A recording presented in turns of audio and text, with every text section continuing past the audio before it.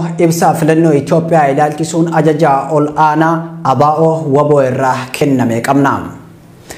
Filannoo sirna faashistii utubuuf geggeeffamu irraa qooda fudhachuun yakka ofii fi saba ofii irratti dalaguudhaan ajajaa ol aanaa ABO WBO.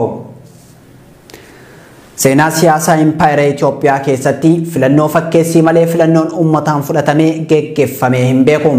Filannoon amma paartiin Biltsiginnaan geggeessi jechaa jiru kunis kan ulaagaa filannoo guutuu hin dandeenye qofa osoo hin taane kan maqaan filannoo iyyuu kennamuu fi hin malleedha. Akeekni filannoo dimokiraatawaa tokko fedhii uummataa irratti hundaa'ee haqaa fi bilisaan aangoo siyaasaa filannoodhaan uummatatti dabarsuudha. Haa ta'uuti PP'n paartii fonqolchaa fi shiraan aangoo siyaasaa Impaayera Itoophiyaatti darbe waan ta'eef bakka bu'ummaa uummataa hin qabu. Uumamni paartii kanaas faallaa dimokiraasii waan ta'eef biyya bulchuufis ta'e filannoo qopheessuuf hamilee fi aangoo sirnaawaa itti hin qabu. PP'n ilaalcha siyaasaa dulloomaa kan bara Minilik hordofu waan ta'eef mirga uummattootaa sarbuun uummattoota humnaan jilbiifachiisuuf yakka raawwachaa jira. Qabsaa'onni bilisummaa ilaalcha kana morman hundi akka diinaatti ilaalamanii lolli irratti labsamee duguggiin sanyiis irratti raawwatamaa jira. Haala kanaan seerrii fi heerri mirga dhala namaa silaa uumamaa fi uummata keessaa madduun paartii kanaan faallomee dhalli namaa kabaja dhabee akka bineensaatti rasaasaan ajjeefamaa jira. Lubbuun ilmaan Oromoo fi saboota cunqurfamoo hedduunis galaafatamee qabeenyi hedduun barbadaa'ee mirgi dhala namaa sarbamee hooggantoonni fi qondaalonni siyaasaa karaa nagaan qabsoofna jedhan mana hidhaatti guuramanii loltuun paartii kanaa dhiiraa fi dhalaa gudeedaa yakka fokkataa dhala namaaf hin malle raawwataa jira. Olaantummaan uumaa fi uummataa haalamee kabajaan namoomaa tuffatamee haala dhalli namaa salphifamaa jiru keessatti filannoodhaan uummata gowwoomsina jedhanii abjoochuun gowwummaadha.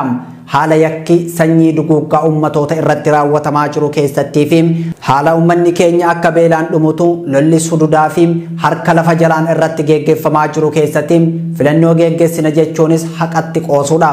Paartii gocha fokkataa fi yakka olaanaa dhala namaa irratti geggeessaa jiru kun filannoo qopheessuun yakka raawwataa jiru ittiin haguuguu fi aangoo isaa seeromsuuf jecham filannoo ofii qopheessee ofii isaa dorgomee ofumaa daawwatee ofii isaa injifannoo labsachuuf karoorfate waxabajjii 21 bara 2021 akka lakkoofsa Awurooppaatti qophaa'aa jira. Kana waan ta'eef haala PP'n lola uummata irratti banee jiru kana keessatti akka nam tokkottis ta'e akka walootti mirga dhala namummaa sarbamee jiru keessatti uummatni sodaa guddaa keessa seenee jiru keessatti qaamotni beekamtii uummataa qaban kan akka ABO WBO siyaasaa Impaayerittii keessaa moggeeffamanii jiran keessatti miseensonni qondaalonni fi hooggantoonni ABO fi Koongirensii Federaalistii Oromoo mana hidhaa keessatti gidiraa argaa jiran keessatti gariin ammoo hidhaa dhaabbii keessa jiran keessatti filannoo geggeessina jechuun shiraan dhugaa uummataa awwaaluudha. Yakki suukaneessaan kan mirga dhala namaa sarbu raawwatamaa jiru keessatti uummatni bilisaan qaama isa bulchu kaadhimachuus ta'e filachuu hin danda'u. Namoonni uummata bakka bu'uu danda'u jedhamanii abdataman filannoo irratti hirmaachuu hin dandeenye. Boordiin filannoos qophii ga'umsaa fi dandeettii bifa hin baabsineen geggeessuu akka hin dandeenye ibsachaa jira. Filannoon kun taajabdoota qaama hawaasa idil addunyaa irraa affeeramanii daawwatan hin qabu. Namnis ta'e qaamni adeemsa kana keessatti filamu beekamtii uummataas ta'e hawaasa addunyaa argachuu hin danda'u. Enumaayyuu filannoon kun kan faashistii Abbaa Irree Abiyyi Ahmadiif beekamtii fi waraqaa ragaa uummata lafa irraa ittiin fixu kennuuf waan ta'eef uummatni akeeka kana hubatee bakka hedduuttis mormii isaa mul'isuun buufata filannoo irratti tarkaanfii fudhachuu eegalee jira. Filannoon kun callifamee yoo bira darbame balaa sirni Abiyyi Ahmad gadhaabuuf deemu fiduu danda'u. Tokkoon Abiyyi Ahmad akka waan filannoon kun beekamtii isaaf kenneetti fakkeeffachuun addunyaa ittiin afan faajechuuf tattaafata. Lamam Abiyyi Ahmad akkuma ofiiyyuu jedhee abbaa irree hiriyyaa hin qabne kan mirga bilisummaa, mirga siyaasaa, mirga qabeenya horachuuf mirgoota dhala namaa mara sarbuuf deema.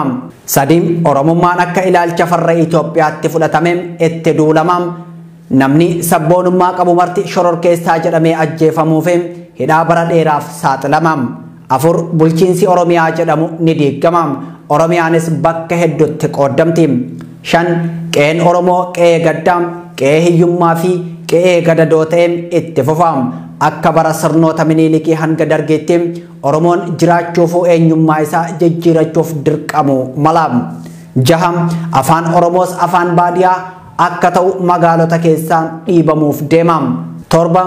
Oromoon dirree siyaasaa impaayiritii keessaa dhiibame akka meeshaa dubbatuutti ergamuu yookaan ammoo ajjeefamuu fi hidhamuun hiree isaa ta'uuf deemti. Kanaaf ilmi Oromoo marti tokkummaadhaan wal ta'uun filannoo kana gatii dhorkuun akka sirni duubatti hafaa Oromoo irratti hin diriirreem sossa'uun balaa siyaasaa nageenyaaf dinagdee Oromoo irratti aggaamame kanatti furmaata itti tolchinu dirqama lammummaa nurra jiru bahannu waamicha dhiyeessina. 1. Guyyaa filannoon fakkeessii kun geggeeffamu irraa qooda fudhachuu dhiisuun dirqama Oromoo maraati.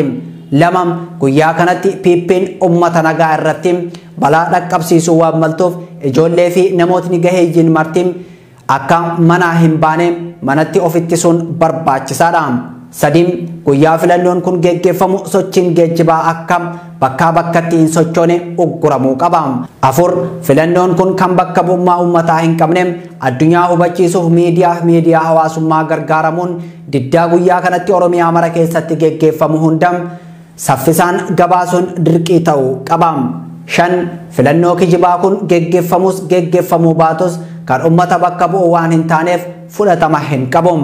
Waraanni bilisummaa Oromoo dirqama ulfaataa kan lubbuu isaa gaafatu ofitti fudhatee galmaan gahuuf sossa'aa jira.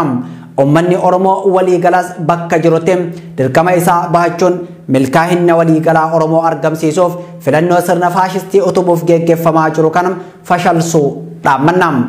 Injifannoon ummata Oromoof waxabajjii 18 bara 2021 ajaja olaanaa ABO WBO.